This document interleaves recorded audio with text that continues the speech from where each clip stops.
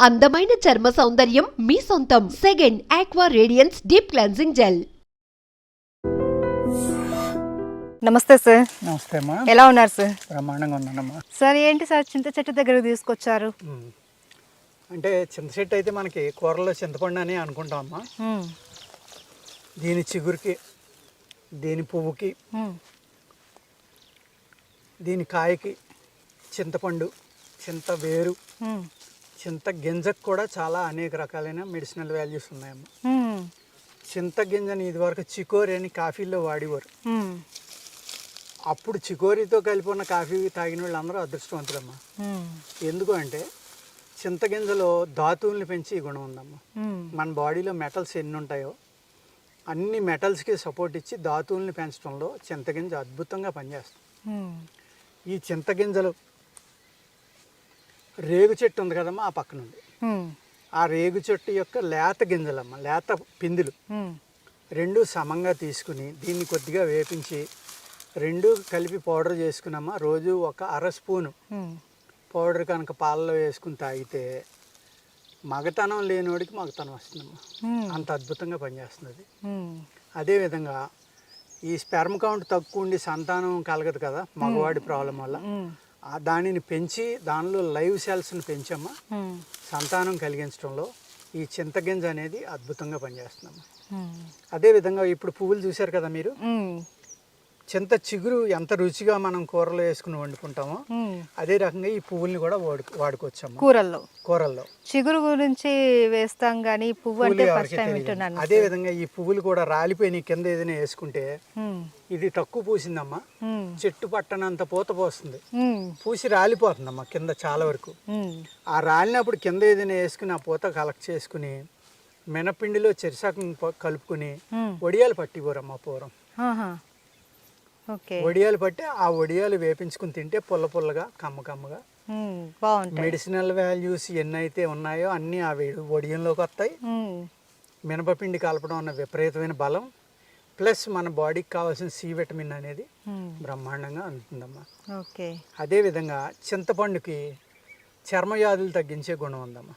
అంటే సార్ చాలా మంది చర్మ వ్యాధులు ఉన్నప్పుడు చింతపండు తినద్దు అనేసి అంటూ ఉంటారు కదండి సార్. అలా కాదమ్మా. చిన్నప్పుడు మా చిన్నతనంలో పిల్లలకి దద్దుల కింద వచ్చాయి ఒళ్ళంతా, దాన్ని ఆయుర్వేద శాస్త్రంలో చలితము అంటారు. ఒళ్ళంతా దద్దులు వచ్చేసి విపరీతమైన దురద వస్తుంది. అప్పుడు ఏం చేసేవారంటే ఈ చింత పండు గుజ్జులో కొద్దిగా బెల్లం కలిపి రాసేసేవారమ్మ. విపరీతంగా మండిపోయి ఒక గంట గంతులేసేవారు పిల్లలు. ఒక్కసారి రాసేటోడికి ఒంటి మీద దురదలన్నీ దద్దులు ఒకే ఒక డోసు తోటి తగ్గిపోయాం. అంత అద్భుతమైన గుణం చర్మవ్యాధులు తగ్గించడంలో ఈ చింతపండుకు ఉంది. అదే మీరు కొత్త చింతపండు తిన్నారనుకోండి విషం అమ్మ, రక్తానికి చెడు చేస్తుంది. అందుకోసం ఏం చేసేవారు మన పూర్వీకులు, చింతపండు తీసుకొచ్చి డిసెంబర్ నెలలో వస్తుంది, ఆల్మోస్ట్ జనవరిలోని మన సంవత్సరాదికి ముందర వస్తుందమ్మా. సంక్రాంతి టైంలో వచ్చేస్తుంది చింతపండు. దానిని గింజలు తీసి జాగ్రత్తగా ఒలిసి ఎండబెట్టి ఉప్పు కళ్ళు అంటాం కదా, అది కలిపి కొట్టి ఉండలు చేసి కుండలో పెట్టి అటుకుమే పెట్టేవారు. అది నల్లబడిన తర్వాత వాడేవారు. చింతపండు నల్లబడిన తర్వాత ఒక అమృతంలో పనిచేస్తాం. అదే ఏసీలో చింతపండు కలర్ బాగట్లేదు, చారు బాగట్లేదు, పులుసు బాగట్లేదు అని వేసుకుంటే అది విషంతో సమానం అమ్మా. మీరు ఏ అయితే మందులు ఆయుర్వేదం వాడతామో ఆ మందుల యొక్క శక్తిని తగ్గిస్తుంది అది. అందుకు మేము కొద్ది ఇంచుమించు వాత వ్యాధులు ఇలాంటి వ్యాధులకి ఏది ఇచ్చినా కూడా చింతపండు తినొద్దని చెప్తాము. ఆ విధమైన గుణం దాంట్లో ఉంది. ఇంకా దీని ఆకు అంటారా, దీనికి నొప్పుల్ని తగ్గించి గుణం ఉంటుందమ్మా, వాపుల్ని తగ్గించి గుణం. ఈ ఆకు తీసి మీరు లేతాకు కానీ ముద్రాకు కానీ తీసి దీన్ని ఒక తడిగుడ్డలో చుట్టి వేడి చేస్తే మెత్తబడుతుందమ్మా. ఆ మెత్తబడిన తర్వాత దాన్ని నూరి పైన వేడి వేడి గుడ్డలో వేసి మూట కింద కట్టి కాపడం పెట్టినా తగ్గుతాయమ్మా వాపులు నొప్పులు. దాన్ని పట్టి కింద వాడినా కూడా తగ్గుతాయి వాపులు నొప్పులు కూడా. అదేవిధంగా దీన్ని పెయిన్ ఆయిల్ కింద వాడి అనేక రకాల మూలికలు కలిపేటప్పుడు దీని రసం కూడా కలుపుతామమ్మా. కొన్ని వావిలి రసం ఇది అలాగా ఒక 7-8 రకాల రసాలని కలిపి ఆవు పాలు అన్నిని ఒక ఆయిల్ తయారు చేస్తామమ్మా. ఎలాంటి కీళ్ళ నొప్పులైనా తగ్గి తీరుతాయి అంతే. అంత అద్భుతమైన ఆయిల్ని ఈ చింతాకు రసంతో కూడా వాడచ్చమ్మా. అదేవిధంగా భస్మాలు కొన్ని మెటల్స్ ఉంటాయమ్మా ఉమ్, ఆయుర్వేదంలో. అన్ని మెటల్స్ని కూడా భస్మాల కింద చేసి వాడతాం ఆయుర్వేదంలో. ఉమ్, మెటల్సే కాదు, అన్ని స్టోన్స్ అంటే ముత్యాలు, పగడాలు, వజ్రాలు అన్నీ కూడా. పగడ భస్మం అంటాం, వజ్ర భస్మం అంటాం, ముత్యాల భస్మం అంటాం, అలాగా గోమేధిక భస్మం, ఇలాగ అన్ని రకాల మెటల్స్, అన్ని రకాల స్టోన్స్ కూడా ఉమ్, భస్మాలుగా చేసి బాడీకి వాడతాము. ఉమ్, ఎందుకు అంటే మనిషి యొక్క శరీరంలో ధాతువులు తగ్గకుండా ఉండాలంటే భస్మాలు తింటేనే ధాతువులు తగ్గవు. ఓకే. అటువంటి భస్మాలు చేయడానికి కొన్ని భస్మాలకి బాగా హై హీట్ కావాలమ్మా. ఉమ్, ఆ హై హీట్ ఏది ఇస్తుంది? ఓన్లీ చింతకర్రే. ఉమ్హు, చింతకర్ర మండించిన యొక్క ఆ పుట వేస్తేనే ఆ యొక్క మూలిక, అదే ఆ యొక్క మెటల్ భస్మం అవుతుందమ్మా. ఉమ్, అంత ఓవర్ హీట్ ఇందులో ప్రొడ్యూస్ అవుతుంది. ఉమ్హు, అంటే చింతకర్రతోటి కొన్ని భస్మాలు చేయాలి, రేగు కర్రతోటి కొన్ని చేయాలి, మామిడి కర్రతోటి చేయాలి.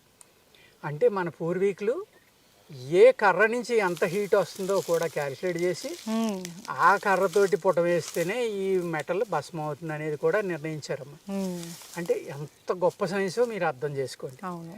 ఆ విధంగా చింత చెట్టుని అనేక రకాలుగా మనం ఉపయోగించుకోవచ్చమ్మా. సో ఇప్పటి వరకు ఓన్లీ చింతపండు లేదంటే చింతకాయ లేదంటే పప్పులో చింత చిగురు వేయడం అంతవరకే తెలుసు. అది కూడా ఎందుకు టేస్ట్ కోసం తింటాము అన్నట్లు మాత్రమే తెలుసు. కానీ ఈరోజు చాలా విషయాలు తెలియజేశారు సార్. ఒక కంప్లీట్ చింత చెట్టు యొక్క ఉపయోగాలు ఏంటి, ఆయుర్వేదంలో అది ఏ విధంగా ఉపయోగపడుతుంది, వాటి లాభాలు ఏంటి అనేది మనకి కూరలో చింతపండు అని అనుకుంటామమ్మా. ఉమ్, దీని చిగురికి, దీని పువ్వుకి, ఉమ్, దీని కాయకి చింతపండు, చింత వేరు, ఉమ్, చింత గింజకు కూడా చాలా అనేక రకాలైన మెడిసినల్ వాల్యూస్ ఉన్నాయమ్మా. ఉమ్, చింత గింజని ఇదివరకు చికోరి అని కాఫీలో వాడేవారు. ఉమ్, అప్పుడు చికోరితో కలిపి ఉన్న కాఫీ తాగిన వాళ్ళు అందరూ అదృష్టవంతులమ్మా. ఉమ్, ఎందుకు అంటే చింతగింజలో ధాతువుల్ని పెంచి గుణం ఉందమ్మా. ఉమ్, మన బాడీలో మెటల్స్ ఎన్ని ఉంటాయో అన్ని మెటల్స్కి సపోర్ట్ ఇచ్చి ధాతువుల్ని పెంచడంలో చింతగింజ అద్భుతంగా పనిచేస్తుంది. ఉమ్, ఈ చింతగింజలు రేగు చెట్టు ఉంది కదమ్మా, ఆ పక్కన ఉంది. ఉమ్, ఆ రేగు చెట్టు యొక్క లేత గింజలమ్మ, లేత పిందులు ఉమ్, రెండు సమంగా తీసుకుని దీన్ని కొద్దిగా వేపించి రెండు కలిపి పౌడర్ చేసుకున్నామా. రోజు ఒక అర స్పూను ఉమ్, పౌడర్ కనుక పాలలో వేసుకుని తాగితే మగతనం లేనివాడికి మగతనం వస్తుందమ్మా. ఉమ్, అంత అద్భుతంగా పనిచేస్తుంది అది. ఉమ్, అదేవిధంగా ఈ స్పెర్మ్ కౌంట్ తక్కువ ఉండి సంతానం కలగదు కదా మగవాడి ప్రాబ్లం వల్ల, ఉమ్, దానిని పెంచి దానిలో లైవ్ సెల్స్ని పెంచమ్మా ఉమ్, సంతానం కలిగించడంలో ఈ చింతగింజ అనేది అద్భుతంగా పనిచేస్తుందమ్మా. ఉమ్, అదేవిధంగా ఇప్పుడు పువ్వులు చూశారు కదా మీరు, ఉమ్, చింత చిగురు ఎంత రుచిగా మనం కూరలో వేసుకుని వండుకుంటామో ఉమ్. అదే రకంగా ఈ పువ్వుల్ని కూడా వాడుకోవచ్చమ్మా కూరల్లో. కూరల్లో. చిగురు గురించి వేస్తాం కానీ పువ్వు అంటే పువ్వులు ఫస్ట్ ఎవరికీ టైం తెలియదు. వింటున్నాను. అదేవిధంగా ఈ పువ్వులు కూడా రాలిపోయి కింద ఏదైనా వేసుకుంటే ఉమ్, ఇది తక్కువ పూసిందమ్మా, ఉమ్, చెట్టు పట్టనంత పూత పోస్తుంది, ఉమ్, పూసి రాలిపోతుందమ్మా కింద చాలా వరకు. ఉమ్, ఆ రాలినప్పుడు కింద ఏదైనా వేసుకుని ఆ పూత కలెక్ట్ చేసుకుని మినపిండిలో చెరిసాకం కలుపుకుని ఉమ్. వడియాలు పట్టిపోరమ్మా పూర్వం. ఆహా. ఓకే. వడియాలు పట్టి ఆ వడియాలు వేపించుకుని తింటే పుల్ల పుల్లగా కమ్మగా ఉమ్, బాగుంటాయి. మెడిసినల్ వాల్యూస్ ఎన్నైతే ఉన్నాయో అన్నీ ఆ వడియంలోకి వస్తాయి. ఉమ్, మినపపిండి కలపడం అన్న విపరీతమైన బలం, ప్లస్ మన బాడీకి కావాల్సిన సి విటమిన్ అనేది ఉమ్, బ్రహ్మాండంగా అందుతుందమ్మా. ఓకే. అదేవిధంగా చింతపండుకి చర్మ వ్యాధులు తగ్గించే గుణం ఉందమ్మా. ఉమ్, అంటే సార్ చాలా మంది చర్మ వ్యాధులు ఉన్నప్పుడు చింతపండు తినద్దు అనేసి అంటూ ఉంటారు కదండి సార్. అలా కాదమ్మా. ఆహా. చిన్నప్పుడు ఉమ్, మా చిన్నతనంలో పిల్లలకి దద్దుల కింద వచ్చాయి ఒళ్ళంతా. ఉమ్, దాన్ని ఆయుర్వేద శాస్త్రంలో చలితము అంటారు. ఉమ్, ఒళ్ళంతా దద్దులు వచ్చేసి ఎప్పుడైతే దురద వస్తుంది అప్పుడు ఏం చేసేవారంటే ఉమ్, ఈ చింత పండు గుజ్జులో ఉమ్, కొద్దిగా బెల్లం కలిపి రాసేసేవారమ్మ. ఉమ్, దురద వచ్చింది. విపరీతంగా మండిపోయి ఒక గంట గంతులేసేవారు పిల్లలు. ఆ, ఒక్కసారి రాసేటోడికి ఒంటి మీద దురదలన్నీ దద్దులు ఉమ్, ఒక డోసుతోటి తగ్గిపోయాం. ఉమ్, అంత అద్భుతమైన గుణం చర్మవ్యాధులు తగ్గించడంలో ఈ చింతపండుకు ఉంది. ఉమ్హు, అదే మీరు కొత్త చింతపండు తిన్నారనుకోండి విషం అమ్మ, ఉమ్హు, రక్తానికి చెడు చేస్తుంది. ఉమ్, అందుకోసం ఏం చేసేవారు మన పూర్వీకులు, చింతపండు తీసుకొచ్చి డిసెంబర్ నెలలో వస్తుంది, ఆల్మోస్ట్ జనవరిలోని. ఉమ్, మన సంవత్సరాదికి ముందర వస్తుందమ్మ. ఉమ్, సంక్రాంతి టైంలో వచ్చేస్తుంది చింతపండు. ఉమ్, దానిని గింజలు తీసి జాగ్రత్తగా ఒలిసి ఎండబెట్టి ఉప్పు కళ్ళుప్పు అంటాం కలిపి, కదా, అవును. అది కలిపి కొట్టి Store కొట్టి కొట్టి చేసేవాళ్ళు. ఉండలు చేసి కుండలో పెట్టి అటుకుమే పెట్టేవారు. అది నల్లబడిన తర్వాత వాడేవారు. చింతపండు నల్లబడిన తర్వాత ఒక అమృతంలో పనిచేస్తాము. ఓకే. అదే ఏసీలో చింతపండు కలర్ బాగట్లేదు, చారు బాగట్లేదు, పులుసు బాగట్లేదు అని వేసుకుంటే అది విషంతో సమానం అమ్మ. మీరు ఏ అయితే మందులు ఆయుర్వేదం వాడతామో ఆ మందుల యొక్క శక్తిని తగ్గిస్తుంది అది. అందుకు మేము కొద్ది ఇంచుమించు వాత వ్యాధులు ఇలాంటి వ్యాధులకి ఏది ఇచ్చినా కూడా చింతపండు తినొద్దని చెప్తాము. ఓకే. ఆ విధమైన గుణం దాంట్లో ఉంది. ఇంకా దీని ఆకు అంటారా, దీనికి నొప్పుల్ని తగ్గించి గుణం ఉంటుందమ్మా, వాపుల్ని తగ్గించి గుణం ఉంటుంది. ఈ ఆకు తీసి మీరు లేతాకు కానీ ముద్రాకు కానీ తీసి దీన్ని ఒక తడిగొడ్డలో చుట్టి వేడి చేస్తే మెత్తబడుతుందమ్మా. ఆ మెత్తబడిన తర్వాత దాన్ని నూరి పైన వేడి వేడి గొడ్డలో వేసి మూట కింద కట్టి కాపడం పెట్టినా తగ్గుతాయమ్మా వాపులు నొప్పులు. దాన్ని పట్టి కింద వాడినా కూడా తగ్గుతాయి వాపులు నొప్పులు కూడా. అదేవిధంగా దీన్ని పెయిన్ ఆయిల్ కింద వాడి అనేక రకాల మూలికలు కలిపేటప్పుడు దీని రసం కూడా కలుపుతామమ్మా. కొన్ని వావిలి రసం ఇది అలాగా ఒక 7-8 రకాల రసాలని కలిపి ఆవు పాలు అన్నిని ఒక ఆయిల్ తయారు చేస్తామమ్మా. ఎలాంటి కీళ్ళ నొప్పులైనా తగ్గి తీరుతాయి అంతే. అంత అద్భుతమైన ఆయిల్ని ఈ చింతాకు రసంతో కూడా వాడచ్చమ్మా. అదేవిధంగా భస్మాలు కొన్ని మెటల్స్ ఉంటాయమ్మా ఆయుర్వేదంలో. అన్ని మెటల్స్ని కూడా భస్మాల కింద చేసి వాడతాం ఆయుర్వేదంలో. మెటల్సే కాదు, అన్ని స్టోన్స్ అంటే ముత్యాలు, పగడాలు, వజ్రాలు అన్నీ కూడా. పగడ భస్మం అంటాం, వజ్ర భస్మం అంటాం, ముత్యాల భస్మం అంటాం, అలాగా గోమేధిక భస్మం, ఇలాగ అన్ని రకాల మెటల్స్ అన్ని రకాల స్టోన్స్ కూడా భస్మాలుగా చేసి బాడీకి వాడతాము. ఎందుకు అంటే మనిషి యొక్క శరీరంలో ధాతువులు తగ్గకుండా ఉండాలంటే భస్మాలు తింటేనే ధాతువులు తగ్గవు. అటువంటి భస్మాలు చేయడానికి కొన్ని భస్మాలకి బాగా హై హీట్ కావాలమ్మా. ఆ హై హీట్ ఏది ఇస్తుంది? ఓన్లీ చింతకర్రే. చింతకర్ర మండించిన యొక్క ఆ పుట వేస్తేనే ఆ యొక్క మూలిక అదే ఆ యొక్క మెటల్ భస్మం అవుతుందమ్మా. అంత ఓవర్ హీట్ ఇందులో ప్రొడ్యూస్ అవుతుంది. అంటే చింతకర్రతోటి కొన్ని భస్మాలు చేయాలి, రేగు కర్రతోటి కొన్ని చేయాలి, మామిడి కర్రతోటి చేయాలి.